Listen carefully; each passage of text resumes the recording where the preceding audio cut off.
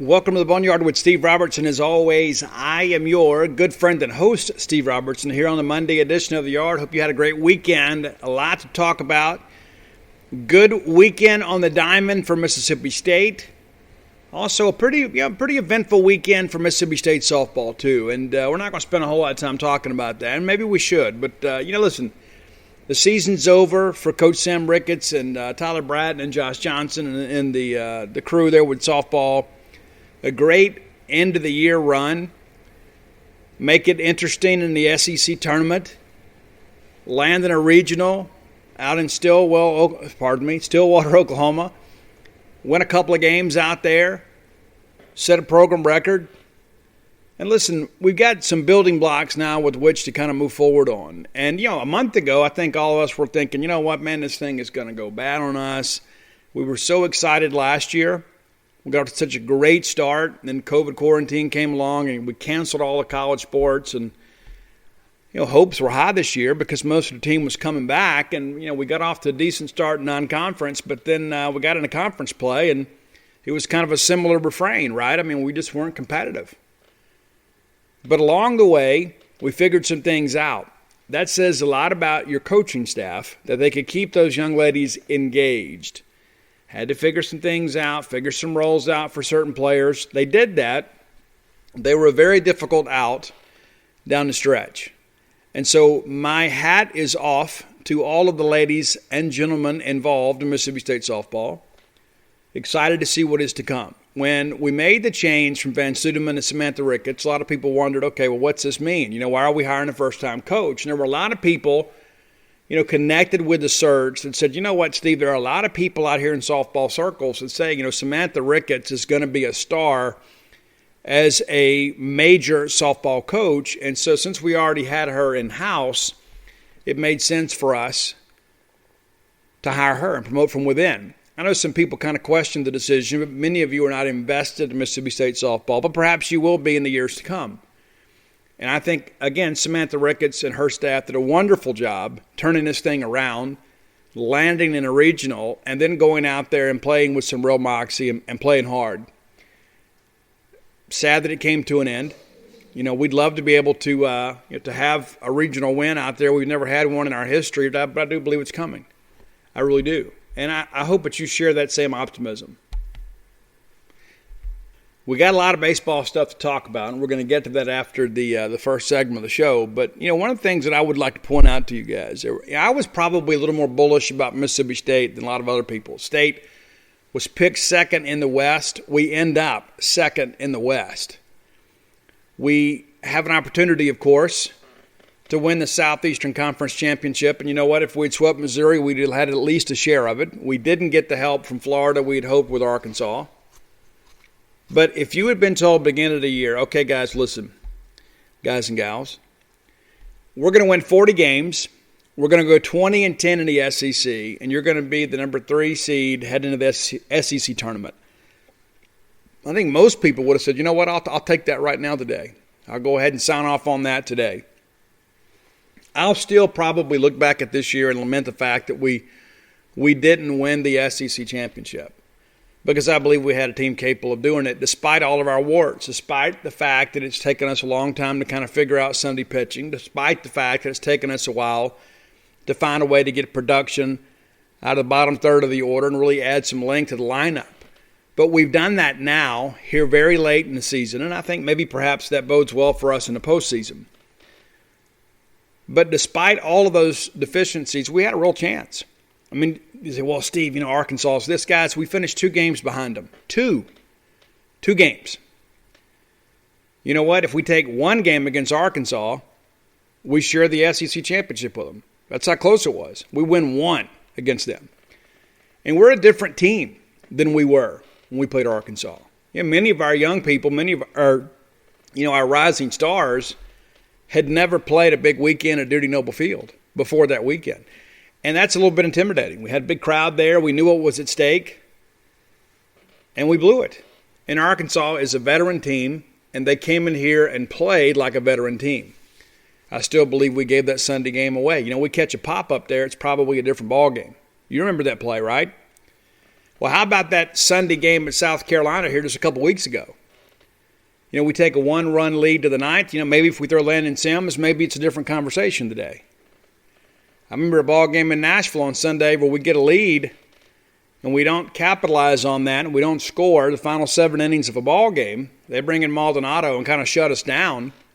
And again, we didn't play exceptionally well defensively, and we kind of gave that game away. I think everybody felt like, you know what, Steve, we should have won that and won the series. I go back to a Sunday in Baton Rouge. We were still trying to figure out what we want to do with Sunday pitching. And Eric Santola went out there and didn't have a good outing. Next thing you know, we're in a ball game. We probably should be well ahead. We spotted them a couple runs to start the game. We battle back and tie it. And then Jackson Fristow gives up a home run in relief there. And I thought Jackson actually pitched pretty well, probably solidified himself as a Sunday guy, even though that's been a bit of a roller coaster. But when you look around now and you begin to think, you know what? Yeah, if we'd have won that one, if we'd have won this one, and there, you can have those conversations every year. You can. But we had a team capable of winning the SEC. And what's interesting about this team is there are a lot of pieces that will be coming back. There will be some important pieces moving on, and we fully expect that, with the draft. Obviously Tanner Allen has played himself into a much better position. Could potentially be the SEC Player of the Year. I think Greg Campbell of Mississippi State Sports Information's done a good job saying, hey, let's go ahead and start that conversation. Start talking about Tanner Allen because, listen, he's doing it against everybody. It doesn't matter who you trot out there. It doesn't matter the circumstances. It doesn't matter if it's a tight ball game or we're behind or whatever. He's up there competing every pitch. But, let's take a quick look back. What's changed since the Arkansas series? Well, number one, we got a different first baseman. Josh Hatcher was at first then. And listen, I think Josh is a wonderful person. He hadn't played up to potential this year.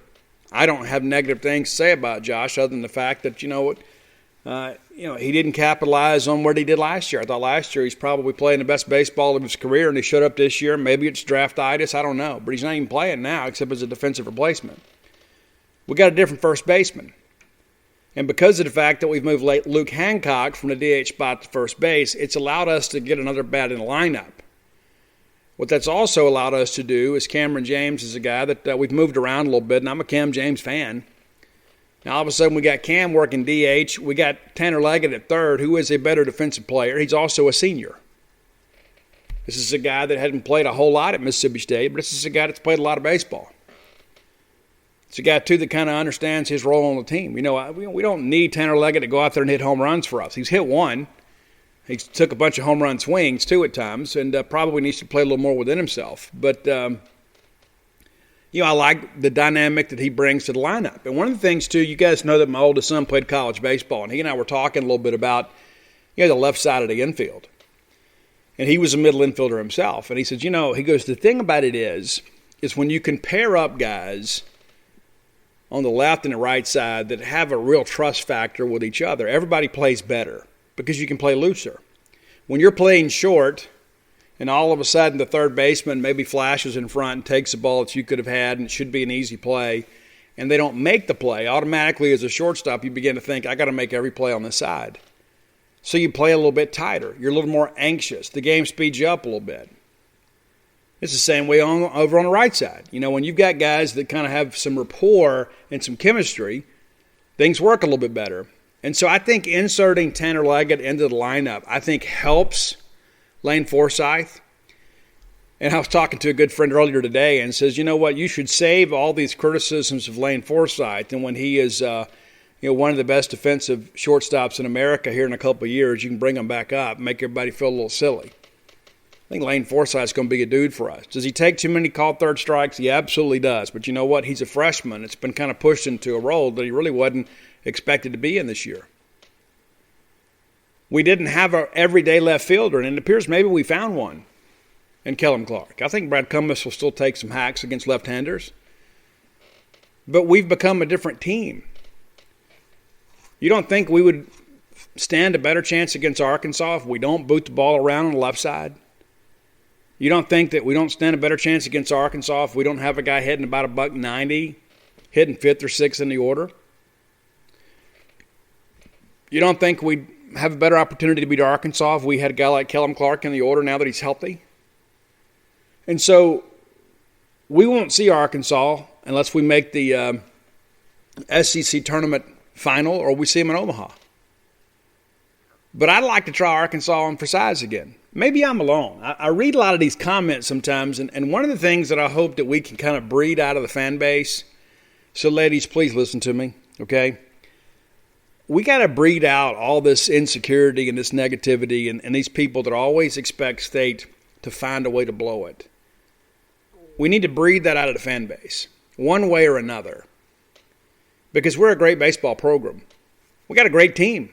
We hadn't always played great. We hadn't always played up to our full potential. But I'm not scared of Arkansas because I think that we have improved. And I think that we're a team that's capable of beating Arkansas. And I also think that our guys probably have a little bit of a chip on their shoulder when it comes to Arkansas. Now, again, Arkansas is a team that's led by a great coach in Dave Van Horn. They got a lot of veteran guys. And you know what? They have not lost a series this year. But you know what? They only swept one team, and that was us. You know, we swept a few teams. We swept A&M.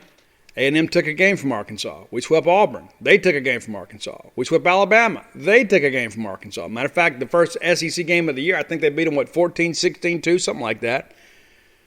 And so Arkansas can be beat. And so in order for us to get there, I think we have to first acknowledge the fact that we are a better team.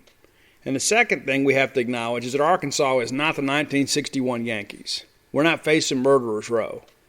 And if we do happen to see them in that big park TD Ameritrade, and I read people sometimes too, it's, I don't understand. You know, they hit the ball well at Globe Life Field. Yeah, it's a little bit different deal going to Omaha, and the wind usually blows in the summertime in Omaha.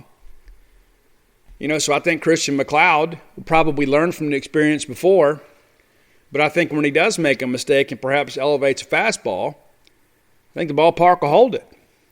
I also think early in the year that Christian McLeod wanted to be Ethan Small. He wanted to be that guy that elevated that fastball. The difference is he just doesn't have the spin rate and doesn't have that same velo that Ethan did. That's what made Ethan a first rounder. And so I think now Christian has kind of learned, okay, this is what I can do to be successful as an SEC pitcher. And I think he would love the opportunity to play Arkansas again. And I hope we get the chance. And I don't care if it's in Hoover. That doesn't really mean much to me. But I'd love to be able to play them at Omaha.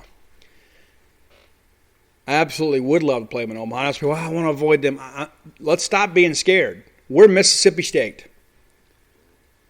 We're not Southern Miss, and thank God we're not Ole Miss. We're Mississippi State. And it's just a matter of time before we win a national championship. Is it happening this year? I don't know. Is this the crew? I don't know. But I know this. I know that Tanner Allen and Rowdy Jordan and Landon Sims aren't scared of Arkansas.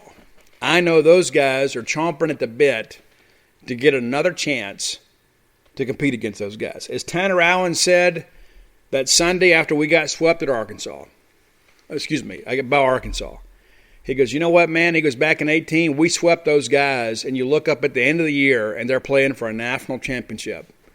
And they should have won it. Probably the most lasting image of Arkansas baseball is a negative one. And it's Carson Shaddy calling off a right fielder to catch a pop-up in the bullpen, and he drops it. Oregon State comes back, wins the ball game, forces a game 3. They win a national championship. I know that is something that has been driving Arkansas ever since. You may also remember in 2019 that Arkansas swept us. Pretty rude about it, too. They beat us up pretty good. You know, we had that Friday night game in the bag, and we blew it. Somehow we kind of lost our release point, and we lost our rhythm with an umpire. Next thing you know, we get a walk here and an error there, and they come back and win the Friday game, and they sweep us. Then you get to Omaha, and you look up, and the first team eliminated at College World Series is Arkansas. We didn't play as well as we wanted to either. At least we won a game. But I want to win the game. I don't just want to go to Omaha and win a game. It's something John Cohen said that has always stuck with me. When John was hired from the University of Kentucky and introduced as the new head baseball coach at Mississippi State, he said something that, we probably should have put it on a T-shirt somewhere so we could all wear it around. Because I think we all share this mentality. He's like, you know what? We're going to get to Omaha, but we've been to Omaha. Just getting to Omaha is no longer enough for Mississippi State. That's how I feel. That's how you feel, and I believe that's how your players feel. I interviewed Chris Lamonis a year and a half ago, I guess, in his office. And when Chris and I talked about that, and Chris said that's the only thing we're missing. That's the only thing we're missing is a national championship, and it's just a matter of time. It's just a matter of time before we get it. And so, again, I don't know if it's this year. You know, that's the thing, too. I think about all these crazy years, you know, like Coastal Carolina winning it back in 2016. They didn't have any business winning that ball game. They didn't have any business being there. They were a veteran team that got hot late. It's crazy to think about, right? Coastal Carolina, down to their last strike. They beat Arizona to win a national championship. I go back a little before that, Fresno State. Fresno State had no business being in Omaha. They were basically middle of the pack in their conference. They get hot late, ride a couple of bats to a national championship. And so if Coastal Carolina and Fresno State can do it, why can't we? Why not us? We're more committed to baseball than both of those schools combined. And maybe perhaps there is some pressure that goes along with that. You know, maybe every Bulldog player that gets out there and puts on the M over S probably feels the weight of all that. And so, you know what? Man, you know, as great as it is here, Clark and Palmero couldn't do it. Hunter Renfroe and Adam Frazier couldn't do it. So what makes you think I can do it? And so there is probably some pressure that goes along with that. And that's one of the reasons that I think, and listen, I'm not some Pollyanna. I mean, sometimes people put that on us over at Gene's page, but maybe there have been some people that moderated our message boards maybe 20 years ago that if you disagreed with them, they didn't like you. I'm okay with you disagreeing with me, and I'm okay with you being wrong, and sometimes I'm wrong. I've had some people at times that have changed my opinion on things because of some well-pointed arguments. And I hate to call them arguments. I mean, I see it as a debate. I never take that stuff personal. But I also understand this, that, we have a culture and we have a family. And when sometimes people get outside of the family discussion, we vent our frustration. We have a lot of people that get on social media and they'll go attack players. And we talked about that a couple shows ago. Yeah, listen, all that doesn't matter now. Okay, all that's behind us. This is the time of year that we all live for. I look forward to this time of year the entire year. I hate to say I live for this time of year, but it's pretty close. I get really excited when we get down to the end. Okay, it's time to go to Hoover. I love going to Hoover, whether we win a tournament or not. I love going over there, watch everybody play. And I love getting in a regional. I love when the bracket comes out and seeing where everybody's sent. And I love it when we go win a ball game or two. Next thing you know, we get to the next round, and then we're fighting for a chance to go to Omaha. So let's put our differences aside, and let's just kind of unite behind this team for a little bit. Because, listen, they are who they are now, right? Can't go out and sign a free agent. And so let's be positive as best we can be and see if we can't be contributors to the cause rather than complainers about the other things. So I just don't see what we gain by being negative. Maybe I'm wrong, but that's how I feel about it. I don't think it's the fans' place to hold anybody accountable. You know what I'm saying? It's if you want to stay home, that's fine, stay home. You want to gripe among your friends, I guess that's cool too. But you know what? I just don't know if that gets us any closer to our goal. Again, maybe I'm wrong. I just don't know if that helps. Speaking of helping, Bulldog Burger Company, they're here to help. And they need some help. As you guys have heard me share on the show a couple times now, Bulldog Burger Company hiring at all 3 locations now. Getting ready to open that new spot there on Lake Harbor Road, or Boulevard, wherever it is, there in Ridgeland. Pardon me, Madison County folks. Getting ready to staff that. Ian Few's going to do a great job down there. Ian Few's a friend, man. That guy's been so good to me over the years. Excited about what you guys are going to experience down there, having a Bulldog Burger in your own backyard. I've got one in mind right here on University Drive, and if you go to Tupelo, you can get Bulldog Burger up there, Gloucester Street. 2 great locations already open and thriving. You can get call-in orders, you can get to-go orders, you can get you can you do the online stuff to bring it out to the car. I mean, there's a lot of good stuff going on with Bulldog Burger Company. It's a fun place to work.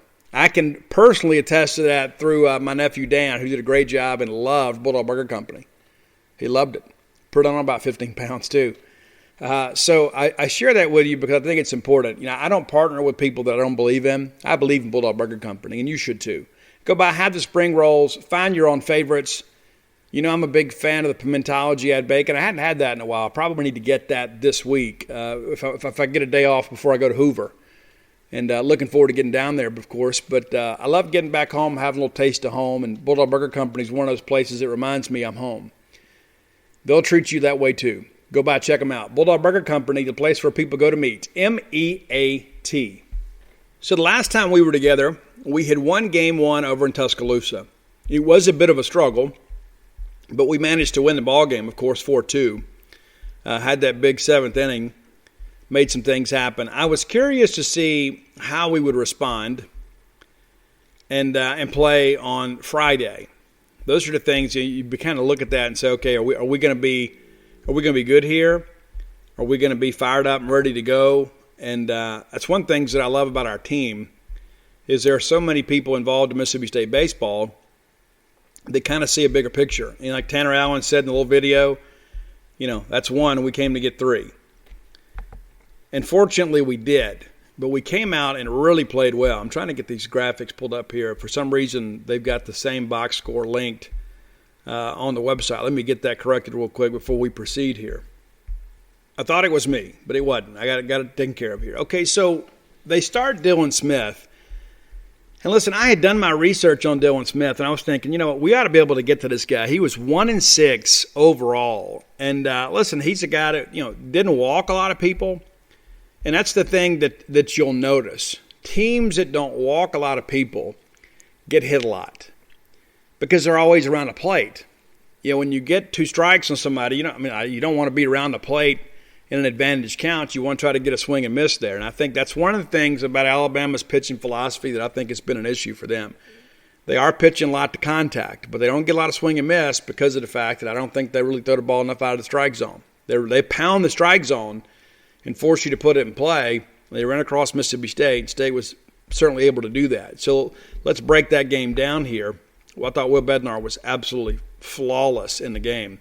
That was a good thing, too. You get 7 innings from Christian on Thursday, so you only have to throw Sims, and you come out and you get 8 from Bednar on Friday, and all you got to do is throw Brandon Smith. And so our bullpen was in great shape for Saturday. Turns out we didn't need a whole lot of that, but and we'll get to that a little bit later in the show. But great starts, which led to, I thought, a great weekend. And we played good defense behind them. That always helps. We do open up the ball game 1-2-3. But here's the thing. We were tattooing those baseballs. I mean, we were getting in the advantage counts and forcing them to kind of come to us. And State was really barreling some things up. And if you go back and read my notes, I do a play-by-play article throughout the game. That's one thing that I noted, it's just a matter of time. It just felt like a matter of time because he wasn't fooling us and he wasn't missing many bats. And when you've got a guy that's out there serving some things up and you can barrel them up, it's just a matter of time before you hit some holes there. Bednar matches that with a 1-2-3 inning of his own. And we go back in a second. Luke Hancock flies out to right field. And, man, that ball was absolutely blistered. For a second there, I thought it was going to get down. And then Cam James breaks us through. And, man, how great for Cam James to kind of get going there on Friday. Cam's really kind of getting back to being healthy. But wind blowing in, and he hits an absolute laser to the scoreboard in left field. I think the fact that he hit the scoreboard probably helped, probably kept the wind off it a little bit. Really kind of got us going. We didn't do much else around it, but I thought it kind of served notice to Dylan Smith that, the wind's blowing in, but you better not get loose and fast with a fastball up and in, or we're going to deposit that thing and put it in a Sports Center highlight. Bottom of second, we come out there again, no hits, but we do issue a 2-out walk there, their first base runner, and it was about a 9-10 pitch at bat. So it's a pretty good battle there from Eblen and Bednar. But we come right back and get a punch out. Top of third, we begin to kind of get some separation here, and this really changed the complexion of the game here. So Tanner Leggett comes out, doubles to right field, and then We want Lane to get a bunt down, and just can't get it down. And great job by the Alabama first baseman who laid out, made a diving catch there. And then Rowdy Jordan doubles down the right field line, chases in a run. Tanner Allen doubles to left center, chases in Rowdy. Now it's a 3-0 ball game. Logan Tanner gets an infield hit there, and then TA goes to third. Now you got runners on the corners with 2 outs. And then Luke Hancock hits the sac fly, drives in a run, makes it a 4-0 ball game. And then Cam James goes down looking. And I thought that breaking ball was a little bit up, to be honest with you. Bednar, the first thing you do, you want after you put up a crooked number and you begin to kind of get a lead and separate is you want to try to get a clean inning if possible. You get a ground out, a strikeout swinging. They finally get a hit on a full count, singled back up the middle, and then we get Hamilton to line out on the very next pitch. So no real threat there, 4-0 after 3, and it really felt like the way Bednar was pitching, 4 runs was going to be enough. Fortunately, we tacked on a few more, but it just felt like they weren't going to be able to kind of figure much out against him. We go 1-2-3 there in the 4th. Bednar comes back and matches at 1-2-3, and a pretty quick inning there. Gets a fly out on the first pitch, gets the K on a 4-pitch K, and we get a pop-up. So it's basically, 8-9 pitch inning. So we get to the 5th, and we have a chance again to kind of separate here, and we do. And you got to love it when things are kind of going your way and you capitalize on it. You're not satisfied. And that's one of the things I thought we did this weekend is we showed a little more killer instinct, and that's really big going into the postseason. They make a mistake. They hit Forsythe on the first pitch. Now all of a sudden we got a leadoff runner. Rowdy singles, sends the runner to third. You got runners on first and third, and then Rowdy reads a ball in the dirt and takes second. We've gotten really skilled at that. I saw Cam James do it this weekend too. It's like once we see the trajectory and we kind of know what's up, that secondary lead becomes a pretty rapid path to second base. We're doing a pretty good job making catchers pay for it when they can't block it up clean. TA flies out to center field, and both runners tag. We move up, and Lane scores to make it a 5-0 ball game. Logan Tanner then flies out to right, not deep enough to get it home, but then Luke Hancock singles back up the box to make it a 6-0 ball game. And just as I said the inning before, it felt like the ball game was over. At this point, it really did, and that was kind of the mood in the stadium. You kind of thought, okay, well, they'll come out here and get Smith, and I think at that point they'd kind of resigned to themselves. This ball game is over. Let's save some arms for Saturday and try to win a game. We do make a mistake here. We have a throwing error that allows them to get a runner. Pardon me. That's Scotty DeBrule that gets on there because we had come through there in the bottom of 5, and he pitches around a 1-out double. But again, it never seemed like they were going to be able to string anything together, and he wasn't walking people. We get in the top of 6. We don't do much. We do get on, and then we kind of waste that leadoff runner. We get in the bottom of 6, and Bednar, again, dealing another quick inning for him. You get a 2-pitch line out, a 3-pitch fly out, and then a 2-pitch fly out. You can do the math on that and see for yourself. It's less than 10 pitches again. Very efficient outing from him. Top of 7, we go 1-2-3. Bottom of 7, they go 1-2-3, and it just felt like Bednar was getting stronger. Yeah, he'd had some efficient innings. Pitch count was still pretty good. And if I remember correctly, I guess we were at 85 going into the 6th and 94 going into the 7th. Or maybe it's the reverse. Maybe we were at 85 going into the 7th and 94 going into the 8th.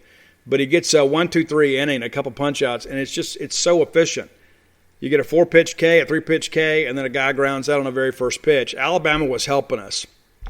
And a lot of it had to do with Bednar. Bednar's out there throwing a heavy ball, kind of forcing those guys to hit his pitch. And those are the things that make you excited just because of the fact that we're out there dictating terms to them. So we get into the top of 8, and we've got a chance here to expand again, and we don't. And again, that's why I was so glad we were able to do something a little bit more in the ninth. But we had them on the ropes here. Well, it felt like the game was over. It felt like the knockout punch was coming. We get a fly out, and then Cam James hammers a ball down the left field line. I think he actually hit this ball harder than the home run. DeBrule grounds out. We take James to third. So now we've got a runner at third and 2 outs. They make a change, bring in Jake Eddington in place of Smith, and he walks Kellum Clark on 4 pitches.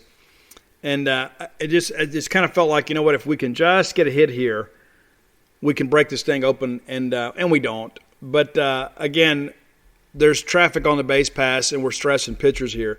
Bottom 8, Bednar's back out. And listen, he wasn't the best he's been, but he was still really, really good. Gets a punch out. We get a 4-pitch walk, another K, and then they get a single, and I think there was a lot of hope in the building at that point. And he comes right back, and he strikes out Hammett looking. Now, this is what led to Brad Bohannon being ejected from the ball game. The pitch was inside, okay? But here's the deal. When you've been dealing like Will Bednar's been dealing, and you're hitting spots over and over and over, a good catcher over the course of a ball game, especially as things kind of begin to wind down, will start setting up a little bit farther and farther off the plate. And as long as you're hitting those spots, you're going to get those calls. And that's what happened in that situation. Is you had Bednar, who had not been wild, had only walked one hitter on the night. And so those things happen. The umpires will tell you, man, this kid's all over the place. But when you've got a guy like Bednar who's got command of his stuff and he's able to hit his spots regularly, as games begin to kind of separate and you get later, they're going to give you that ball off the plate. They're going to give you sometimes a ball and a half off the plate. Bohannon getting ejected here wasn't about that pitch. Because here's the deal, you don't really gain anything from that. I mean, you're headed to the 9th inning down 6 runs, and you have done nothing offensively. I guess they end the night with 3 hits. I mean, they were completely outmatched. But I think that was about trying to light a fire under his team. And you listen, he probably could have dialed it back a little bit, but I think with so much on the line and those guys bowing and try to get into an NCAA tournament at large bid somewhere, he was sending a message to his team. But you know what? Our season isn't over. Let's get fired up and come out and be ready to play tomorrow. But, not much happens for those guys after that. And again, I loved the fact that we tacked on another run there in the 9th. Even though the game essentially is over, we're going to have to continue to work those one-run innings at times and try to get an insurance run late or win a ball game late. So I like the fact that we executed some 9th inning stuff here and made it work for us. But they help us. We get a walk to open the inning and then another walk. They change pitchers. And then TA hits a ground ball, but both guys move forward. So now you get runners at second, third with less than 2 outs. Logan Tanner grounds out. Ground ball to the right side. That's just good offensive execution right there. Don't try to do too much. Let's just get a ball to the right side, get the run home. We do. And then they get us out of the inning. It's 7-0. We bring in Brandon Smith, and I've read some comments, and people are like, I don't understand it. Why did we waste Smith? We didn't waste Smith. But you're not going to send Bednar back out there when he's already thrown 112 pitches. Okay, we're not going to do that. And there's no need to do that in a ball game like this. But I think Smith threw, 11 pitches, and it's a 1-2-3 inning. The ball game's over. And so we've secured the series, and we've been there so many times. It's one of those things you think, man, I hope these guys are still hungry. I hope we're not satisfied with just winning a series. Thankfully, they weren't. So let's run through a couple of highlights here in the box score before we move to the next game. Rowdy, a 2-for-4 night, scored a couple runs. TA, of course, 1 for 4. Logan Tanner, an RBI, and then a single earlier in the ball game. Luke Hancock, a couple of ribbies for us. Cam James, 2 for 4, and it's good to see Cam swinging a hot bat. And listen, I know many of you are thinking, oh, my gosh, what are we going to do with this? Steve's always pimping this kid. Now that he's healthy again, this kid's going to be fine. Just trust me. I think he's going to be fine. People forget he's a freshman. Kellum Clark didn't have much to show for it, but, man, he hit some rockets, man. He absolutely did. And, that's the thing. He adds some fear to the bottom of that order. Those are the things that I look at, and I think, it's like I like this whole concept of, okay, you got Cam James hitting 5 and Scotty DeBrule hitting 6 and Kellum hitting 7th because you get Cam on, Scotty is skilled enough with the bat to move the runner around, and all of a sudden Kellum's the guy that can drive him in. Not to mention Cam can steal a base.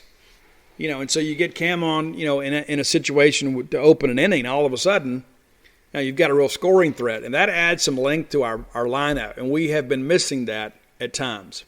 And how many times have we just been kind of counting, spots in the order thinking, okay, when's Rowdy coming back up? When's TA coming back up? And then we get through, 1 through 4, and we're thinking, Well, we're not going to score again for at least 2 more innings. But now all of a sudden you add Kellum Clark to the mix, and I think he has made everybody down there a little bit better. So let's jump into the Saturday game, which was the one that had everybody a little bit nervous, shall we say, especially, we start Jackson Fristow. You guys have heard me talk about this on the show many times. I'm 100% in favor of that. Even though he didn't get a great outing, and I still think that kid's going to end up being a big-time Friday night guy for us over the course of the next 2 years. I really do. I believe in Jackson Fristow. He was not expected to pitch near as much as he had this year. I think in some cases he might have already hit the wall.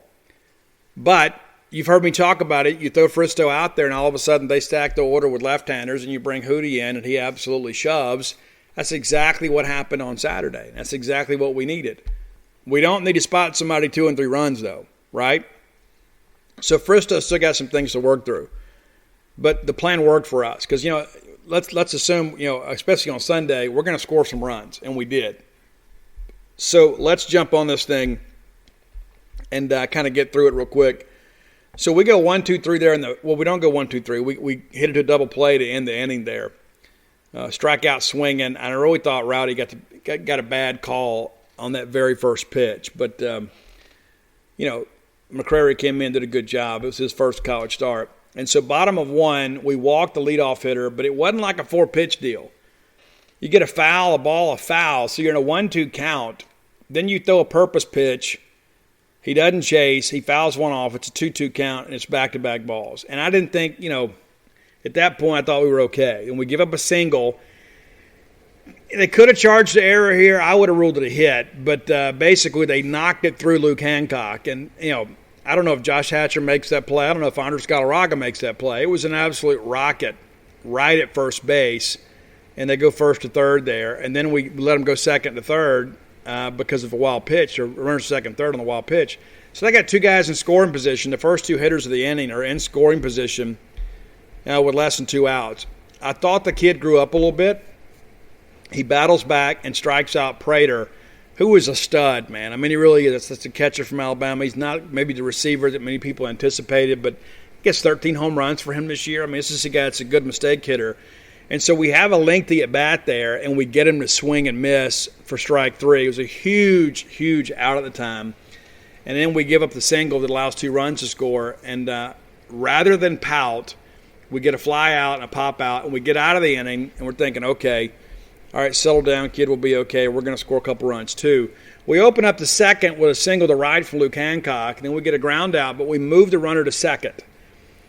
DeBrulden flies out, and then Kellum Clark strikes out. And, again, it was a good AB. They just kind of caught him guessing late. He fouls off the first 4 pitches, and most of those were timed pretty well. He had a couple fastballs he hit straight back.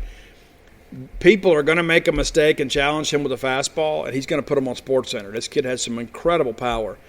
But we get out of that, and we don't get much from it. So bottom of second, this is where Fristow just really kind of fell apart, I thought. Even though we get out of the inning only giving up the run, we walk a guy on 4 pitches, and none of those pitches were close. None of them. Then we go to Jarvis, and then there's a 3-0 count. None of those pitches were competitive. Then we get the get me over strike, and we walk him. So we've thrown 9 pitches in the inning, and 8 of them are non-competitive pitches. Then they get a bunt down, he fields it, and he throws to first, but there's now runners at second and third with 1 out. We get the ground out, but the run scores, and then we get Hamiter to fly out again, but it's a 3-0 ball game. And so you start thinking, okay, listen, here's the deal, kid. And I hate to say it in that way. I'm not being disrespectful. I'm a Jackson Fristow fan. I really think he's going to do a good job for us. I go all the way back to that kid having to pitch at opening weekend of the year in Globe Life Field. Against a top 10 team, and he went out there and gave us all he had. I mean, that kid's got some toughness about him. But I think this is just one of those things where maybe the season's probably wearing on him a little bit. But we go out there and then we just kind of lose it. It's like we battle through the first, and then we kind of lose it in the second. But if you look at both of those innings, we get 2 guys on to open the inning, and you're going to give up runs. I mean, that's just the way baseball works. I mean, we're not good enough at this point to go out there and give people, free bases. And that's what happened. The first and second hitter in both innings reach base, and then 3 of the 4 score. That is a recipe to get you beat. So they make a change here, bring in Shamblin in place of McNair. I thought McNair did a good job for him. And then Shamblin gets a 1-2-3 inning, but we're putting the ball in play here. Shamblin doesn't scare me. And he's got decent numbers, and he's got decent stuff, but he doesn't scare me. And I thought, the Bulldogs, that's the bottom third of the order, putting the ball in play. And I said, you know what, we're going to get to this guy. And it was just really a matter of time. Then we bring in Hootie. And so the very first guy that he sees gets a single up the middle. Then we get Sam Denton to ground into a double play, and then we get Diodati to ground out. And here's the deal. That single from Prater, that was pretty much all they got on Houston Harding until the 8th inning. He absolutely held the game where it was until the offense could kind of get going. And that's what you want him to do. And again, that's the recipe. And so I've seen some comments, people saying, oh, we need to start him. No, for whatever reason, this works. Stick with Fristow and hope that he can, get you a couple of clean innings next time. And maybe that's the message. It said, listen, we just need you to open the ball game, and let's get to the order one time. And if you're still dealing, we'll let you stay in. If not, we're going to lift you. Let's just kind of take the pressure off of him and say, listen, just give me 2 or 3 innings out here. We'll bring in Hootie. I think Harding's better out of the pen. I just don't think he's got a good enough fastball to face a lineup stacked with right-handers. But great job by him. And so it's a 3-0 ball game. And we get to the 4th, and again, we're putting the ball in play. Don't have much to show for it yet. T.A. rips one out to center field. They get it. Logan Tanner grounds out the short. Great play by Babwin over there. Then Luke Hancock singles the ball back up the box, and then Cam strikes out swinging. But, I felt like it, again, it just felt like a matter of time. Bottom of 4, 1-2-3 inning, very efficient. Less than 10 pitches in the inning. Top of 5, and this is when things got a little bit sexy right here for us. And I'm going to talk a little bit about this stupid call, too. I know some of you disagree, and that's okay. You've got the right to be wrong. It's America. Many people exercise that right more freely than others. But we get some things rolling here against Shamblin. That's the main thing here. Is that, we've been kind of waiting him out. DeBrule singles to left field, doing a great job working the other way. That's who he is. Kellum Clark then hammers a single through the left side. And then DeBrule takes third, and they decide to throw through, and then Kellum takes second. So now all of a sudden we've got the first 2 runners on with less than 2 outs. Nobody out. We're expected to score here. Tanner Leggett then hits a chopper to short. And it is important to understand it was too short. Now, they call interference here on Kellum Clark, and Lamonis loses his mind. He was right to lose his mind. And here's the thing that I want to say about this, because there are a lot of people out there that say, oh, well, there was contact from the runner. So there is going to be contact on the base path at times. Now, Kellum Clark has a duty to try to avoid a player fielding a baseball. He has a duty to avoid that, whether that means to slow down or veer around. He's not supposed to flash into the field of vision. That's one of the rules of baseball. This ball has hit the shortstop. Now, for some reason, the third baseman thought, you know what, I can flash over and make that play. That's not an unreasonable thing. But here's the deal.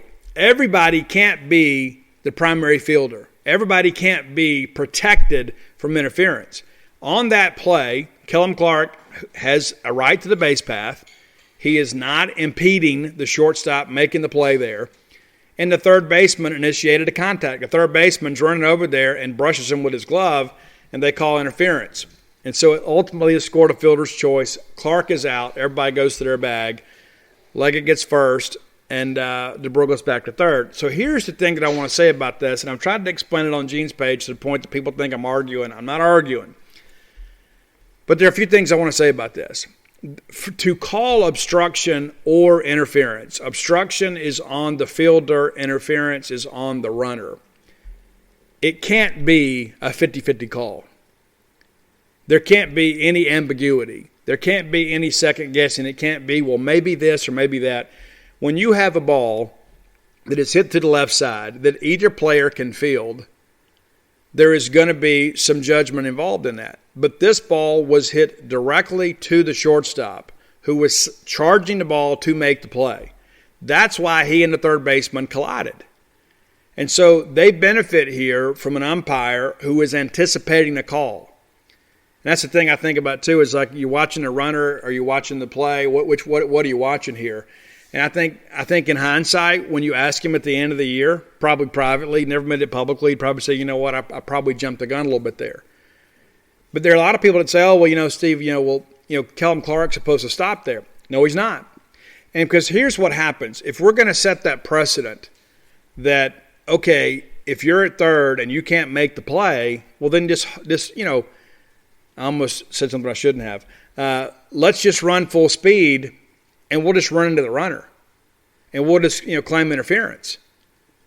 And so everybody can't be a protected fielder. Everybody can't be subject to interference because it's very, very simple to understand. It is supposed to be a routine play. And this was a routine play. It was a chopper out to short going directly to the shortstop. And so the shortstop is to protect the fielder in that situation. You got a guy ranging from his left 10, 15 feet away trying to get over there and make a play. He's not protected. He's not, because it's not a routine play at that point. And you don't just have to take my word for it. I have talked to numerous people, and I even had a conversation with a couple of people in the press box that aren't media people. Seated to my right in the press box at the University of Alabama, they have an umpire that is the official scorer. They have another umpire that operates the scoreboard. Both of those guys are local. Both of those guys are Alabama fans. Both of those guys umpire the fall scrimmages at the University of Alabama. Initially, they said, hey, that's interference because they saw contact. A little bit later, as video began to make the rounds, those guys said, you know what? Maybe it wasn't. Maybe it wasn't. And so the thing that I go back to is that, that was a huge play in the ball game at the time. And I understand, we want to prevent and get it right. And so rather than, hamstring the umpire here, this is where I think college baseball needs to make an advancement in the replay rule. Help the guy out. When there is a judgment call like this, where there appears to be some ambiguity, make it a reviewable play. It's as simple as that. Make it a reviewable play. And listen, there's only like 3 things you can look at right now. What is it, fair or foul, safe or out? There's a couple of little things. But when you've got a play like that, let's give those guys the tools to work with to ensure that they're right. Because I think if you go back and look at the replay as an umpire, you say, you know what? There was no malicious intent by the runner who was actually past the shortstop at that point. He's just running the third. The third baseman initiates a contact. And I think because you go back and you look at that and say, you know what? There's a little gray area here. You don't make that call. It didn't cost us a ball game, thankfully. So I'm going to move on from that because I'm so sick and tired of arguing about that. And you may disagree, and that's okay. That's absolutely okay. I still love you. We'll still be friends. You'll still be wrong, but we'll still be friends.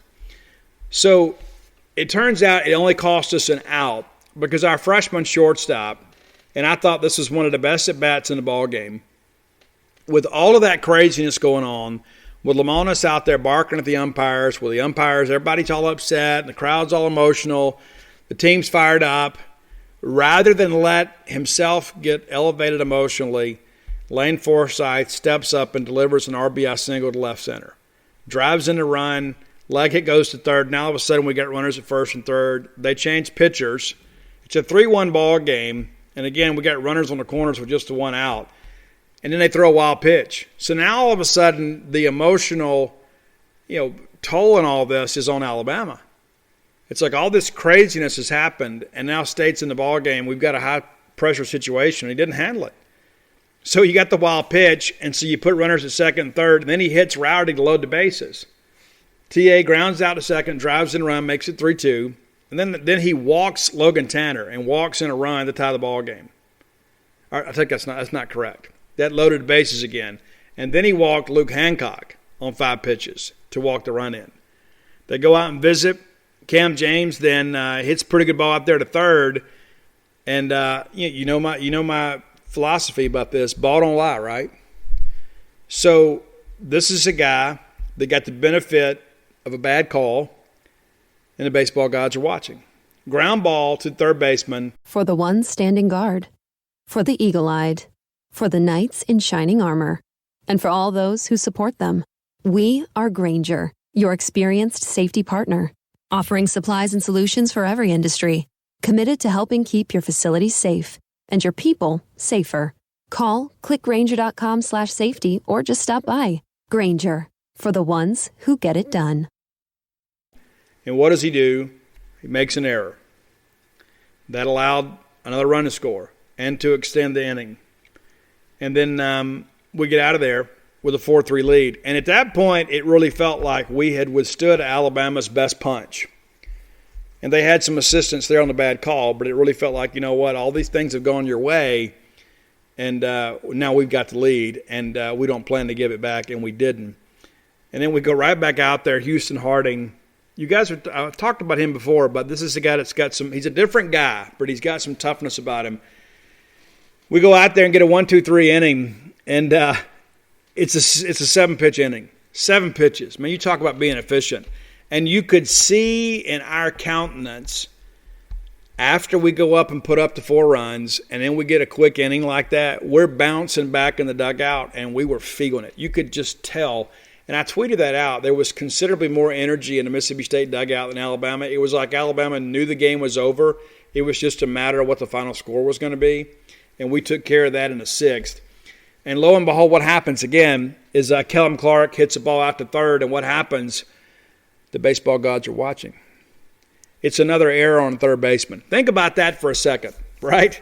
It's like this guy acts all crazy and wild and runs into our runner and is gifted an out. And then the very next 2 plays, he makes errors. The next 2 times he has a chance to field the baseball. So, and it's like, again, in hindsight, you think, okay, this is the guy you guys want to go, pin this on. It's like, oh, well, yeah, he made the right play. No, he didn't. He didn't make the right play, and he demonstrated in the next 2 plays that he's not ready for that kind of stuff. It just blows my mind. Hindsight's always 20/20, but again, ball don't lie. And then the short game takes over, and I was so glad that Chris did this because, listen, I'm a big fan of the short game, especially in the bottom third of the order. I think those guys have to be good bunters and have to be guys that can extend innings and then turn the lineup over for you and give your leadoff hitter a chance to hit against a guy in the stretch. And so Tanner Leggett lays down a beautiful bunt. I mean, it is a beaut. And then what do? We come up. Now we got runners at first and second. So now we're thinking, okay, let's play for 1, maybe 2. We lay down another bunt here. And what do? They wait for that thing to go, and then they throw it, and it's another error. Now all of a sudden, the bases are loaded. I guess 1 run there. Yeah, run scored there, yeah. And so it's a 5-3 ball game, and now we've got runners at second, third, and top of the order's up. And, it just really felt at that point that we had them on the ropes, and the big shot was coming. We talk about adding length to the lineup. Here you go. Bottom third of the order, starting to rally, getting the run home, getting 2 runners in scoring position with nobody out, the top of the order up. That's good baseball. Then Rowdy singles to the right side, drives those guys in, makes it a 7-3 ball game. Then T.A. grounds in double play. Logan Tanner gets a single, and then Luke flies out. And really, this is the ball game. I mean, it's 7-3, and the way Houston's dealing, you're thinking, we're done. Guys, you know what he does next for an encore? It's ridiculous, man. It's a 6-pitch inning in the 6th.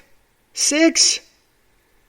Ground out to third, fly out to right, and then a foul out to the catcher on a 4-pitch AB. 6 pitches. We're right back in the dugout, and I can tell you, Alabama was done. They had nothing left. Cam comes up there, rocks a single back up the middle. DeBrule strikes out swinging. I thought there was a call on strike 2. I thought was a bad one. And then Cam goes to second on a wild pitch, and again, great job breathing that ball in the dirt. But we don't do anything with it. We get a runner to scoring position with less than 2 outs. Kellum pops out, and then Leggett strikes out swinging on 3 pitches. One thing about Leggett, one thing I would change about him is let's understand that we're a punch and Judy guy, right? We might be a gap-to-gap doubles guy on a good day. We're not a home run hitter, okay? So we don't need to go up there dropping our shoulder trying to hit tanks. So bottom of 7, we send Hoover right back out there again, and it's not this time it's less than 10 pitches, but he gets a 1-2-3 inning again. And you just kind of look around and you realize that the Alabama people are in trouble, and they are really in trouble. And everybody knows it. Some of the fans are already making their way. And top of the 8th, I think this again. I'd like to see us have a little more killer instinct left late and maybe score a run in the last innings. And Chris would love that too. But we don't do much here. And I'd hate to say it's because we lost focus. I really want to say it's really because of the fact they had a guy out there that was dealing pretty good on the mound. That's really the bigger part of this. I think they made a pitching change and brought in their closer. They brought in Lee, who was outstanding, their best relief guy. And they rode him for a little while. And he gets Forsythe looking, gets Rowdy looking. TA singles up the middle on the very first pitch. And then Tanner pops out there. And so bottom of 8, and this was really their last hurrah. So it's so crazy to think about all this stuff too. I mean, we probably, in hindsight, you'd say, well, we probably should have took Harding out. But you know what? The guy had retired 15 straight. What evidence at that point was there to think, okay, this guy's tiring? I mean, he's had 3 innings in a row of less than 10 pitches. He doesn't throw hard enough to hurt himself, and we've got a 4-run lead. I wouldn't even be thinking about pulling the guy at that point. We get a ground out to short, and then we walk a guy on 4 pitches. Maybe at that point I'm thinking, okay, well, we're okay. I gave him 1 hitter. And then he gives up a single, and then there is the ground out to the pitcher. But they got a couple guys on here, and all of a sudden you're thinking, all right, what's fixing to happen? What's fixing to happen? Are they going to be able to do some things here? And then we walk Sam Denton on 4 pitches. But again, there was no evidence in the inning before that Harding was losing control or beginning to show any fatigue. And maybe he was riding a wave of emotion or whatever, but I wouldn't have pulled him. And, of course, again, in hindsight, you look back and say, yeah, I probably should have got him. I think you take that chance with a 4-run lead when you need 6 outs to go. And let's not forget that, it's an 0-2 count to open the inning, and he gets a ground out to short, so you're thinking, hey, we're 5 outs away from a sweep. You stick with it, even if he gives up a couple of hits there. But we do get him out. We bring in Preston Johnson. And, bases are loaded there. It's a high-pressure situation, and he gets a fly out to center. Thought he did a really good job there. I'm a Preston Johnson fan. I really am. I think he's going to do a great job for us. They bring in Wolf Freeman, who was the guy that shut us down on Thursday. And we just don't do much. The Bulldogs get a single through the left side there, but we don't do a whole lot there. And then we bring in Landon Sims there for tonight. I didn't think that he was nearly as sharp. But you know what? We got to see how he's going to respond on one day's rest. Because when we get into a regional, he's probably going to have to pitch a couple times. We get into a super, he's probably going to have to pitch a couple times. And so we've managed him pretty carefully all year long. So now he should be fresh.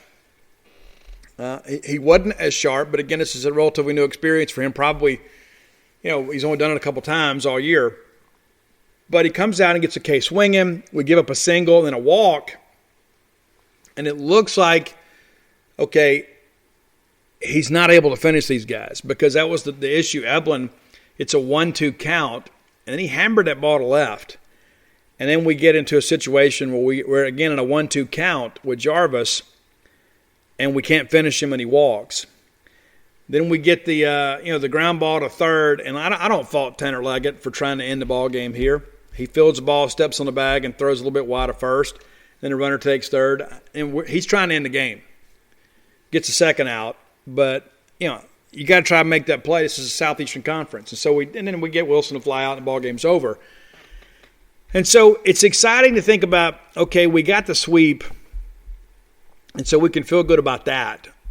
But we still needed a little bit of help. We entered the day worried that, what if we lose and Tennessee loses and Ole Miss wins and all of a sudden it's a 3-way tie and we don't win the tiebreaker, we end up being the 5 seed.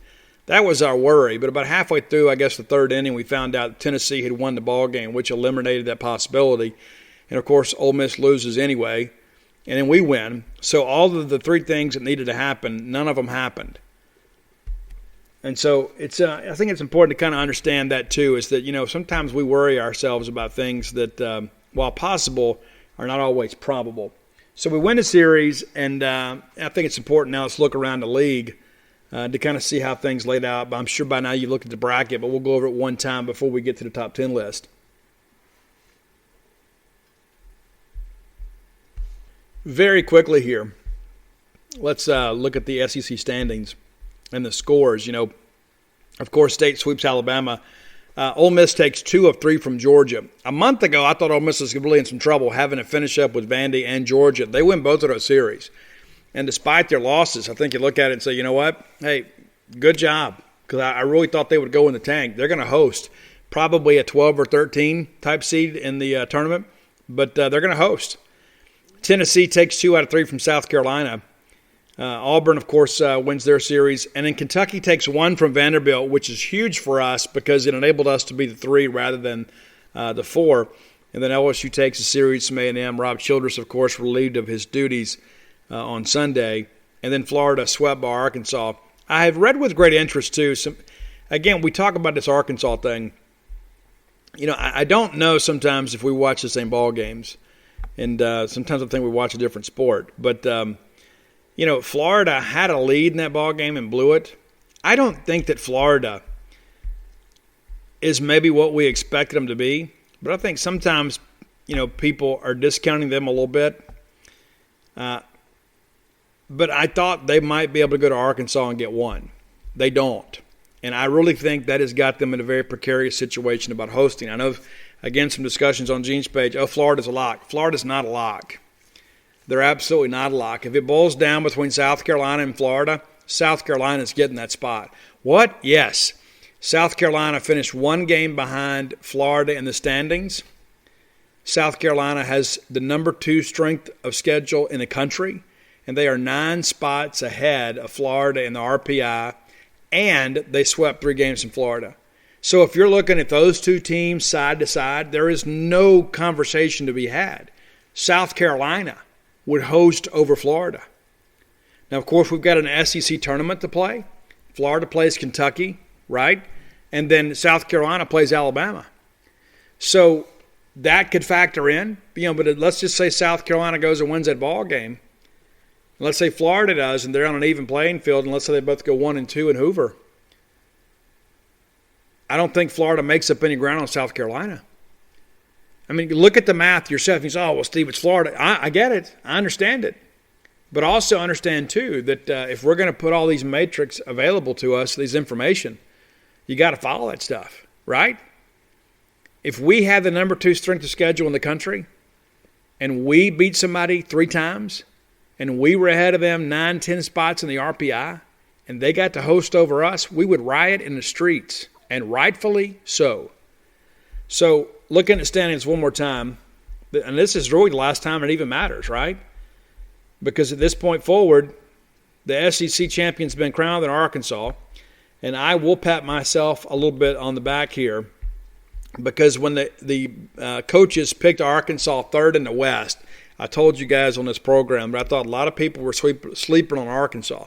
They proved to be better than I expected, but Arkansas, much better team than I think a lot of people anticipated them to be, including myself, but I did think they were better than 3rd in the SEC West. So running down the East, Tennessee wins, 20-10 record, which is the same as Mississippi State. Vanderbilt is 2nd. And what's crazy is because of that rain out with Alabama, it cost Vanderbilt a share of the East and kept them out of probably the top 2 seed because they would have had a common opponent with Tennessee and Mississippi State and would have won both of those series. They would be the number 2. But they're not. They're number 4. Florida was the preseason number 1. They finished 3rd in the East. Of course, South Carolina 4. And we knew South Carolina would be a little bit better. I think they probably finished about what most people expected. Georgia 13-17. I think that Georgia-LSU ball game in the bracket is probably a play-in game for the NCAA tournament. Kentucky 12-18, they're out, short of them winning the tournament. Missouri, of course, 8-22 and 15-36 overall. I still want to vomit when I think about it, just like all of you guys. Arkansas 22-8, and you know what's crazy? Most years 20 wins or 21 wins the league. But you got 3 20-win teams, 20 or 20-plus teams in the league this year. And the fact that we could finish third in the league as great as it was, I think is pretty impressive. Arkansas ends the year with a 42-10 record. We end the year with a 40-13 record, and you may recall we canceled some non-conference games. Remember that? We didn't lose any games in the SEC to weather. We did lose a handful of non-conference games. So when you begin to look at, people are still hung up on this whole sweep. And listen, I get it. They beat us head-to-head. I just said that about South Carolina and Florida. I just don't think we're as far back as some people want to kind of believe. They beat us by 2 games in the standings, and they won 2 more games than we did on the season. Ole Miss 18-12, finished third in the West, 38-17 overall. LSU 13-17.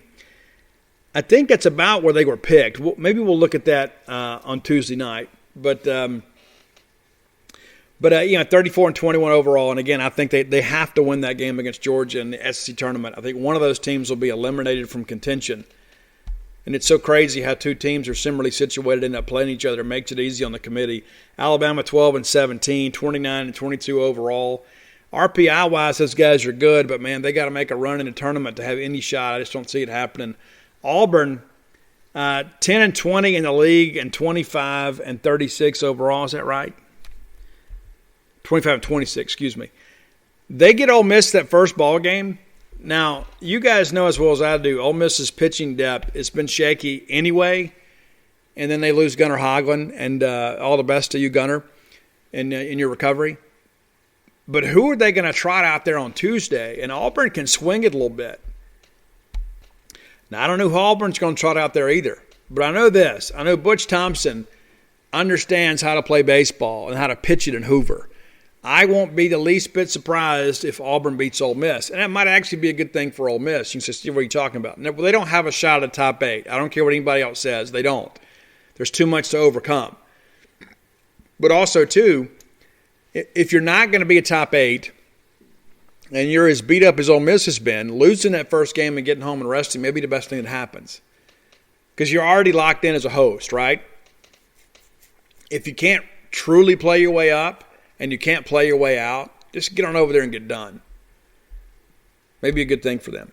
And then, of course, A&M 9-21 in the league, second worst in the conference. So that's the final look at the standings and the final look at the SEC. We're done with SEC play other than our tournament. And real quickly, I'll run down these brackets real quick for you, and then we'll get to the top 10 list. It's going to be a longer show today. I know some of you guys love that, but I figure with all that's happened, we had a lot to discuss. We needed to kind of get on this. But so it all starts on Tuesday. I will make the drive over on Tuesday. And I love watching SEC baseball, so I'm going to go over there and watch a couple ball games, check in the hotel. And I'll be there because, we play at 9:30 on Wednesday morning. I don't want to run the risk of getting up early and all of a sudden there's an accident on the highway on the way to Birmingham and I missed the ball game. So I'm going to go Tuesday. It all starts at 9:30, Kentucky versus Florida, and we play the winner of that game.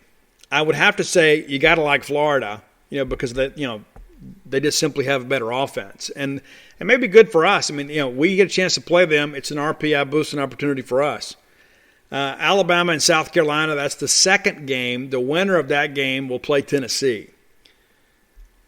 I like South Carolina in the game after watching, Alabama. Pitch it. I don't know. But neither of these teams are going to be lighted up offensively. That's really a coin flip. But I would say South Carolina would win that game. But we'll see. LSU and Georgia, that could go either way. I kind of like LSU. I just think that there's something about Hoover that brings out some magic in them. The winner, of course, plays Arkansas. And then Auburn and Ole Miss, everything suggests that Ole Miss would win until you begin to look at pitching depth, and I think it's going to be a pretty even ball game in that respect. I think both of these teams really lack pitching depth. And listen, Bianco has done some good things in Hoover too. I mean, let's not discount that. He's taken some teams to Hoover that you think, and these guys don't have a shot. And the next thing you know, they're playing into the weekend. So that's how it's kind of breaking out. Of course, the winner of that game plays Vanderbilt. We are in the right side of the bracket. If we really want to make a run at this thing, you got Arkansas and Vandy on the other side. And the best thing about this is, too, is like, okay, let's say we win Friday, and then we play Tennessee on Thursday, and you win that game. You've got two big-time SEC East opponents, of course, Tennessee with the higher RPI. And I don't know how much we can really help ourselves. I think the main thing we have to do, though, is not go over there and get embarrassed. I really don't want to go 0-2. I want to at least win a game. But we just need to go over there. And then people say, well, Steve, have we done enough to get a top 8 national seed? Yes, we have. But we don't need to go over there and hurt ourselves, if that makes sense. So if we go over there and get drilled a couple times, that's going to be a lasting impression with the committee. We just need to go over there and take care of business. And, we need to go try to win a ball game or two. Simple as that. All right, let's get to the top 10 list.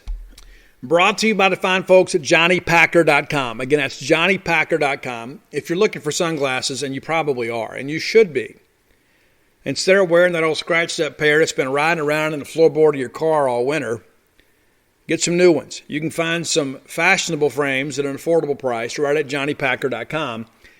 All the sunglasses named after towns in Mississippi. What do they say? Some Hollywood flair with some golden, or Hollywood style with golden triangle flare.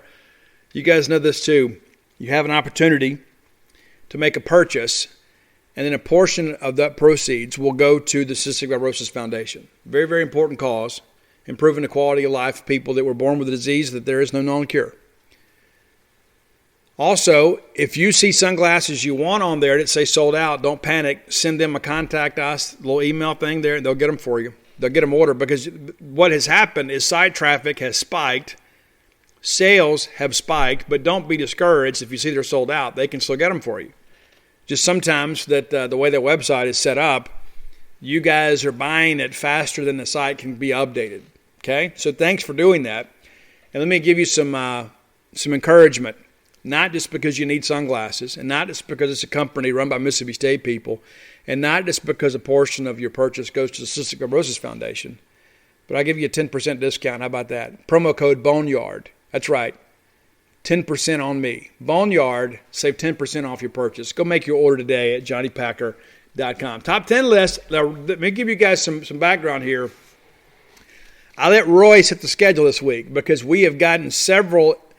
Every time that you guys message me a name or you tweet at me or Roy, we put it on a list. And so sometimes I don't always depend on Roy to get the list together. And so this week I thought, you know what? Rather than wreck my brain and try to remember who said what, I said, Roy, you set the schedule. And so Roy has picked all three. We're going to do some British rock and roll today.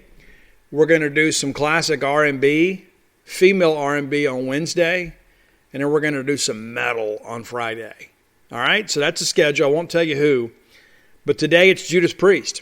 Now, I was a little bit late to the Judas Priest bandwagon. Now, Judas Priest have been making records for a long time before I'd ever heard of them. And I don't know if you guys know this. The name Judas Priest is actually derived from a Bob Dylan song. It's a ballad of Frankie Lee and Judas Priest. They took it from that song. I didn't know that until today. Maybe you did. But listen, this is going to sound really crazy and silly, and it was. Listen, this was my high school year, so don't judge me too harshly. But I just didn't. I couldn't get over the fact that Rob Halford had short hair. It's like you got all these guys rocking, and everybody's wearing leather and riding motorcycles, and he's out there looking like a guy that just got off a double shift at Subway. It was such an image-conscious time in music. I just didn't buy it. I thought the guy could sing. I thought the songs were pretty good, but I just didn't buy it. And then in time, I kind of got over that, and then Rob got to be so dadgum tough. I mean, it's like when you really get into it, Rob Halford, one of the best metal singers of all time. But here's the top 10, and I almost didn't use this one in top 10 because I know you really true Judas Priest fans hate this album. But number 10 for me is Turbo Lover, and this is going to be a quick list too. Number 9, and I actually have heard Chris Jericho's band Fozzy play this live. It's Free Will Burnin' from Priest. I mean, that's the thing. You go back to Hell Bent for Leather and British Steel. Those are the classic albums because, listen, Judas Priest made a bunch of records, but it wasn't until around 1980 things began to take off for them. Number 8, Some Heads Are Gonna Roll, and that's after Rob had rejoined the band. Number 7 for me is Electric Eye. There's a lot of people, I guess it's the Hellion and Electric Eye kind of go together. I couldn't go with both, but you know what? If you want to do that, you go right ahead. Number 6, it's a classic one, man. It's Delivering the Goods. I've heard this covered by I don't know how many bands, but nothing's ever good as the original. Number 4, and I think these final 4, they're my final 4. I think most of us will agree that at least 3 of these 4 are absolutely the best 3 Judas Priest songs. Number 4 for me, maybe number 1 for you, but it's Living After Midnight. And I'll tell you a quick story. There's a guy named Barry Birdwell that is from Central Mississippi, played guitar, had this blue and black Hamer guitar. It was incredible. He went to college with my brother. They played basketball together there at Wesley College. But Barry had this Christian rock band called Refuge. And so he took Living After Midnight and changed it to Living for Jesus. And I know that may sound silly to you, but it really worked. And so I really dug the song, and he's like, that's Judas Priest, right? And sure enough, it was. And it made me like the song even more. Number 3, and this is one of the heaviest songs in the catalog. I absolutely love this. I love this edge. I thought this was when Rob really got hard. It's Painkiller. And the vocals on that are ridiculous. Number 2, going back a few years, it's Breaking the Law. And for those of you that are Beavis and Butthead fans, they're making a sequel, right? The new generation will get to see Beavis and Butthead. Breaking the Law was a huge part of that experience. But number 1, and it's interesting. I'm always thinking about. I'm listening to music and I travel by myself, and I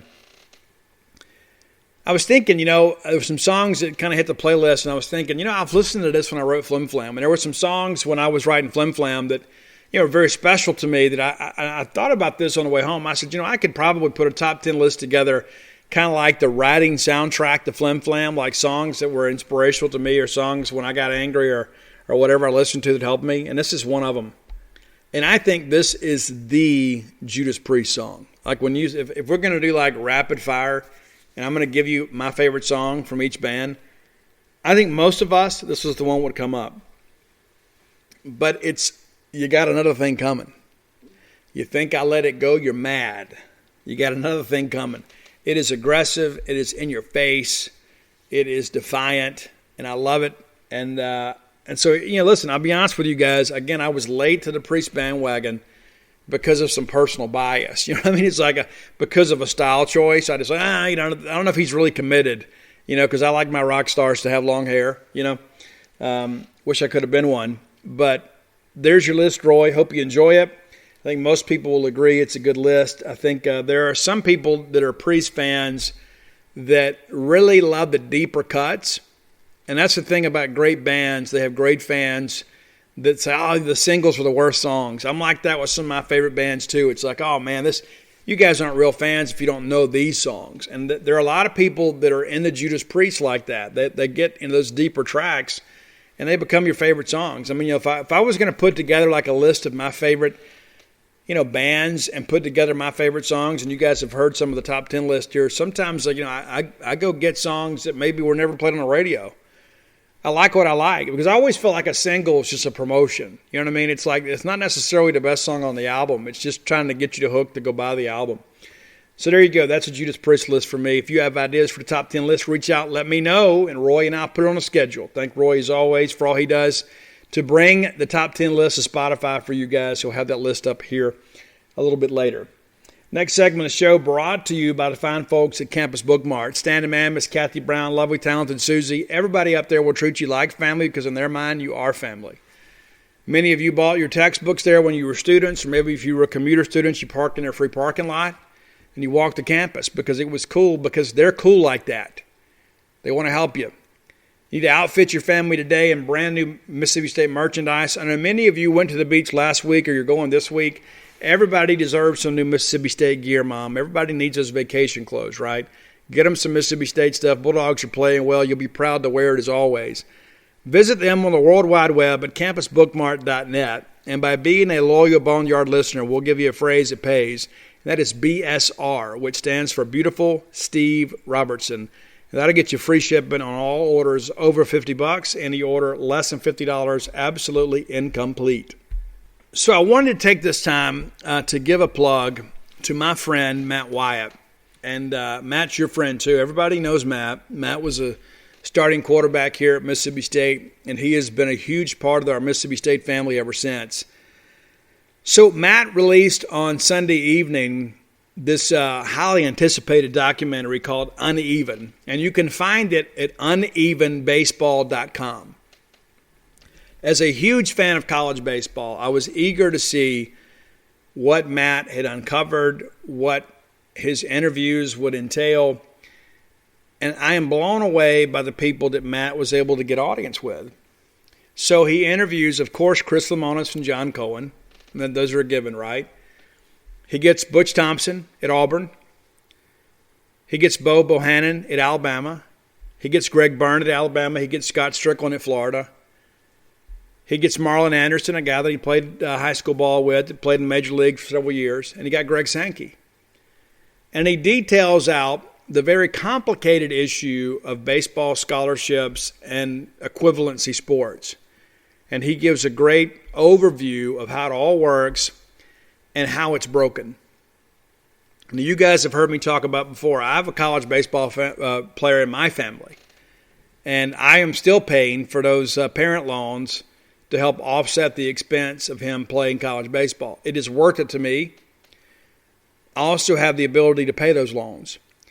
I had the ability to get those loans too. He went to a private school, and it wasn't cheap. But at the end of the day, I thought this is an experience that will last him a lifetime. And as his dad and as a guy that's very invested in sports and in his future, I thought it was the right thing to do. I don't regret it for 1 second.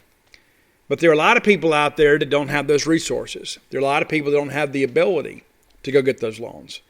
There are a lot of people, too, that don't have the financial resources to allow their kids to play travel team baseball. And so as a result, as they begin to develop as young athletes, they're kind of ushered and pushed more towards full scholarship sports. And so as a result of that, more times than not, we are losing the diversity in our game because many of our best athletes are opting to say, you know what?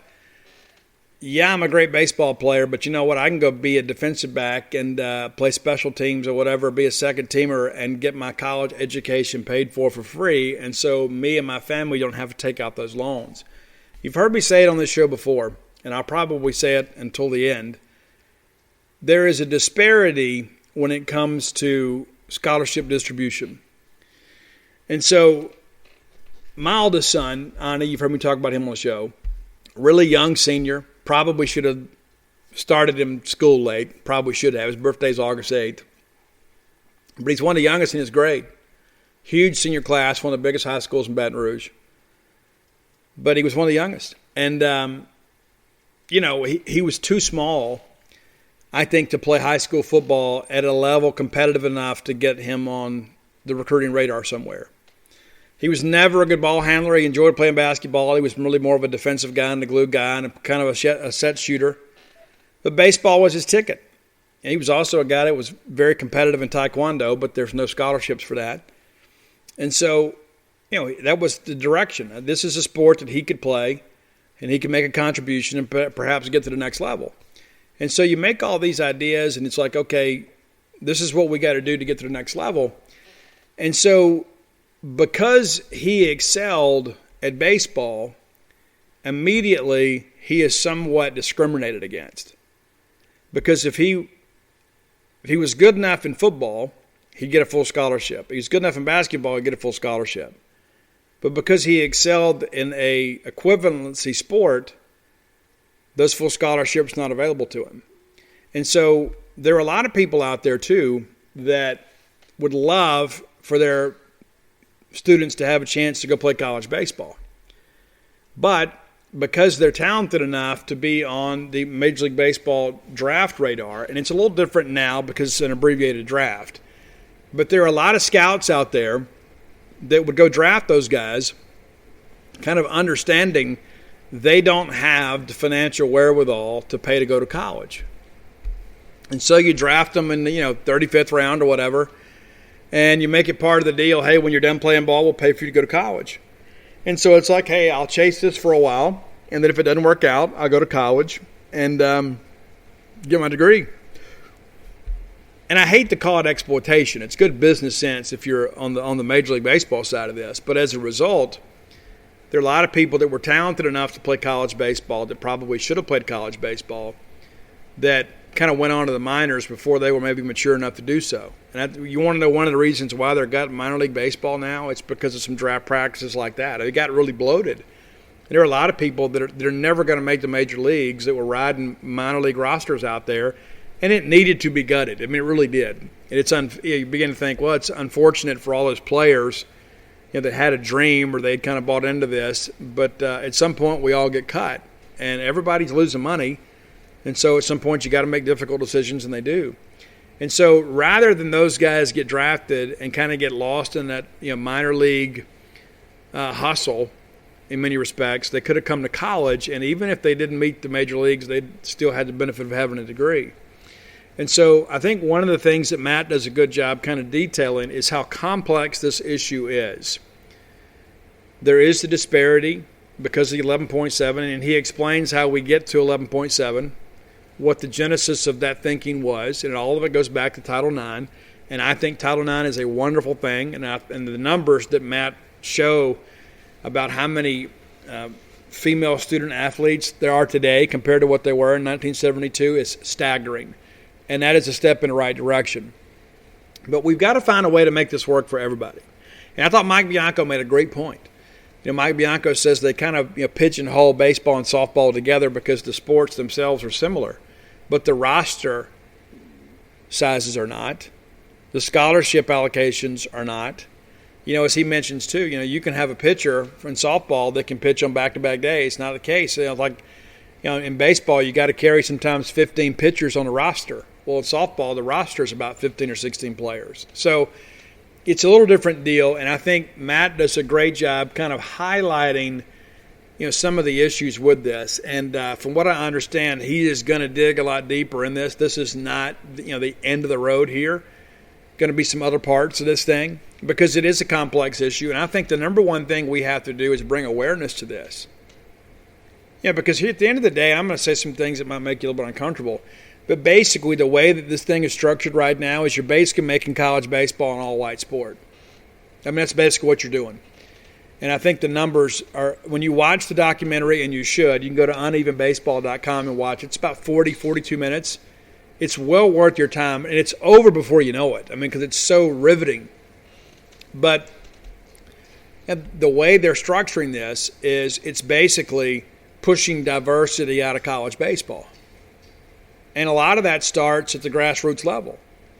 But, if I wake up young one day as, 7, 8-year-old kid and I think, I want to go play college baseball someday and that's my dream. And then as I get closer to it, I realize I'm not going to have the money to go play college baseball. I got to go play something else, or I got to go be a regular student, or I got to go to junior college or whatever. And so why not make that dream more attainable? And it's actually pretty simple. There's a lot of things we could do. There are no easy answers. But there is a way you could get this thing done. And I think the number one thing, and I've said it on the show before, we got to have divisions in baseball, just like we do in football. In football, you've got 85 scholarships in Division I. I think for FCS, where is it, 65 maybe? I think it's right. But, for those schools that want to fully fund baseball, then they can. And those that don't have to. You can have divisions, and you don't have to drop down to D2 or D3. You can be Division I football and maybe be, kind of like an FCS level baseball program. There's no shame in any of that. And I think also, too, it also gives those teams like, the Jackson States of the world, and man, God bless those poor kids. They go undefeated the whole year and get upset in their conference tournament and not going to go to NCAA now. Crazy. But Jackson State is never going to win the College World Series. It's just not going to happen. There's for every Coastal Carolina, there's 5,000 other teams out there that had the best team in their history and couldn't win a game in an NCAA regional. And so why not take those schools and give them something to play for? Because listen, Southern University They can beat LSU once every 10 years in a non-conference game when they have a pitcher that just goes lights out, right? They're probably never going to beat them in a best 2 out of 3 series, and certainly not going to beat them when it matters most. But why not put them in a situation they can be competitive? I'm not going to belabor that point for very long, but I think Matt really does a good job explaining it and just kind of peels the onion back a little bit. And I think it adds some much-needed dialogue. Because, here's the thing. If we're the only ones complaining about it, nothing's ever going to get done. Nobody helps the New York Yankees, and nobody's going to say, listen, we're going to go help the SEC. Because, listen, poor SEC guys, you're about to get 4 of 8 top national seeds. Is that not enough? Monmouth doesn't care that we want to pay our assistant coach, our third assistant coach, right? They don't care because they don't want to do that. I think we should have the ability to do that. And if they don't want to have it, that's cool. But I think we all need to make a decision of how we want to approach college baseball. If you don't want to fund baseball, that's fine. You don't have to fund any scholarships for all I care. But let's not hinder those that can and will. Because if you go around and you travel and you see some of these stadiums, you understand what I'm talking about. The disparity between the haves and the have-nots in college baseball is ridiculous. But the have-nots have the same vote that the haves have as well. And that's kind of hard to say. But you understand my point. Is that the Power 5 schools are only a small percentage of all the Division I baseball schools. And most of those schools in D1 baseball don't want to fully fund baseball. So I think you have to provide another alternative. I think it's the easiest solution. All right, before we get out of here, I want to talk a little bit of recruiting. This might be a record-length show. I never time these things, but we're already over an hour and a half. But let's talk a little recruiting, brought to you by our friend Brooks Bryan in Portico. If you are looking to make the move to Starkville, I know many of you have thought about it. You said, maybe someday. Well, maybe today's the day. So rather than, kind of push this thing around and start thinking, well, maybe one day we'll look into it. You owe it to yourself to at least do some due diligence now. Because once you start having those dreams and all of a sudden you start putting some effort into it, you think, this is actually attainable. We could really do this. Portico is a great residential development right near campus, 1.1 miles away from campus. You turn off 82 on the 12 like you're going to Duty Noble. The very first right leads you to Garrett Road, right behind the Chrysler Jeep dealership. It's a great community, going to have that great walking trail, great houses, got those back porches out there. It's a very, very, very, very nice community. Going to have houses of every size. 2-bedroom, 2-bath, 4-bedroom, 4-bath. Many that'll fit your budget. Whether it is an investment property for you or your primary residence, maybe it's just your weekend getaway. Portico should absolutely be your first choice. Give those guys a chance to serve you. There's only, I think, 2 houses left in phase 1. You need to have a sense of urgency. Maybe you were waiting for the kids to get out of school, but guess what? They're out. Stop putting this off, okay?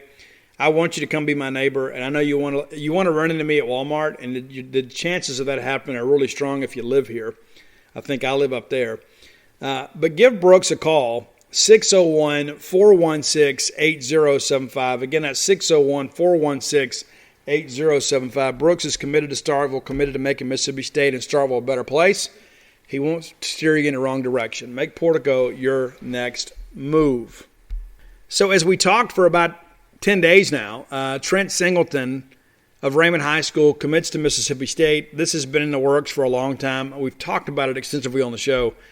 Glad to get that done. Mississippi State now ranked 12th in the country and 5th in the SEC in recruiting. You'd say, well, Steve, it's because we got more commitments than everybody. Well, no, we don't.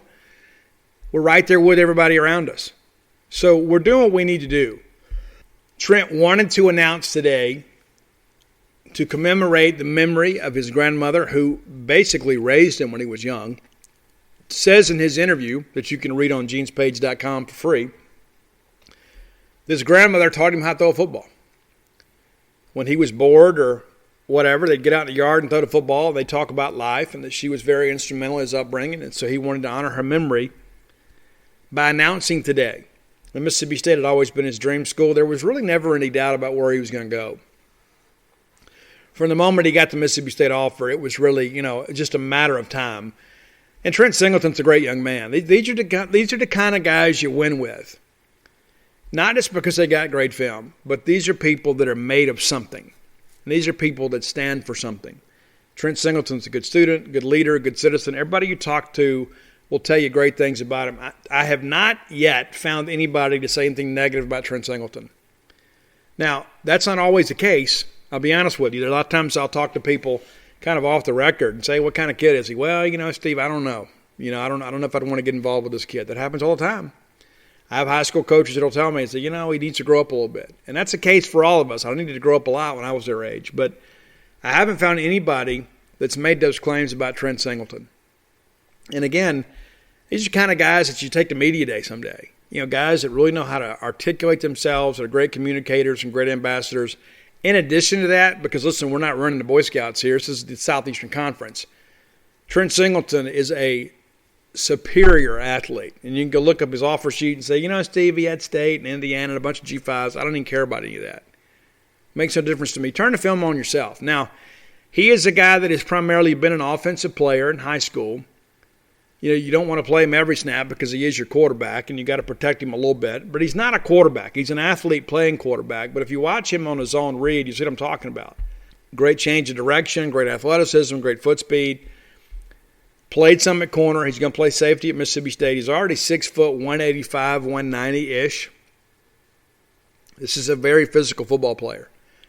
This is a guy, even on the offensive side of the football, shows no aversion to contact. And for those of you that don't know, he's been recruiting for Mississippi State for about 2 months. He's been telling other kids he was going to Mississippi State, wanted them to come with him. There are a few that he has some connections with that he's working on. And so he's already kind of emerging as one of the leaders in the class. He's a guy that's out there saying, hey, listen, let's all go to State together and do something special. And you need some guys like that kind of build some esprit de corps. I'm telling you, I'm at some point I'm going to get down there and do a video interview with Trent, and you guys are going to be blown away. You're going to see it and think, you know what, this is a kid that I can really root for. You're going to be excited about him, and you should be. I think this is a very good get. I think his ranking's around 85. It's too low. He's probably an 87, 88 type guy. It's hard to project that guy, too, when most of his film is offensive and he's going to play defense, and there's probably only about 3 or 4 plays on his highlight reel on the defensive side of the football. He had 10 tackles last year and a pick. And most times he didn't even play defense except like in district games when they needed him out there. When there was a play that needed to be made and you just want to match athlete for athlete, he goes out there and plays. And so excited about the get, kind of glad to get it done because it's been something we've been expecting for a long time. And listen, he picked a date and said, listen, this is when I want to do it, and this is why. And Mississippi State obviously honored that, but he has essentially been a private commitment to Mississippi State for a while. So what's next for State?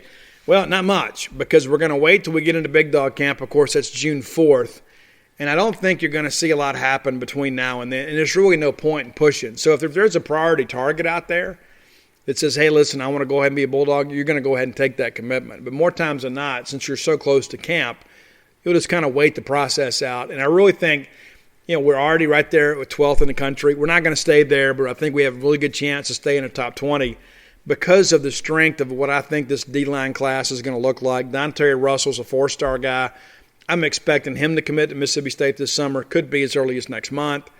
Xavier Harris is a guy that is leaning to Mississippi State. That process is going to have some ups and downs, but he's consistently mentioned State. It's one of his leaders. You begin to factor in Malachi Moore as a guy that got out of Georgia that's originally from Virginia. We're really battling Virginia Tech there. Then there's R.J. Moss, a guy that is Mississippi State lean, also a 4-star guy. Going to kind of work through some things, but I really believe once Mississippi State kind of picks up the pace and says, listen, we want you to be a Bulldog, I think that'll happen. I think it'll probably happen this summer. I think he's a guy, too, that kind of needs to come to camp and measure in well and work out well. And again, you sign those 4 guys or 3 of those 4, especially if you get all 3 of those in-state guys, that's 3 4-star guys that are going to really elevate this class and I think really kind of give it an anchor to stay in the top 20. Not to mention these guys are very, very talented football players. They're going to be part of that next generation of great Mississippi State defensive linemen. Well, there you go. There's your recruiting update. If you hadn't done so, go to alphadogsthebook.com and you can get personalized copies of Flim Flam, Stark Villains, and Alpha Dogs for your dad for Father's Day. Absolutely the best gift you could give him. And if you hadn't done so, you can go to Amazon, go to Books A Million, you can go to barnesandnoble.com, and you can pre-order Blooms of Oleander. It's my newest book.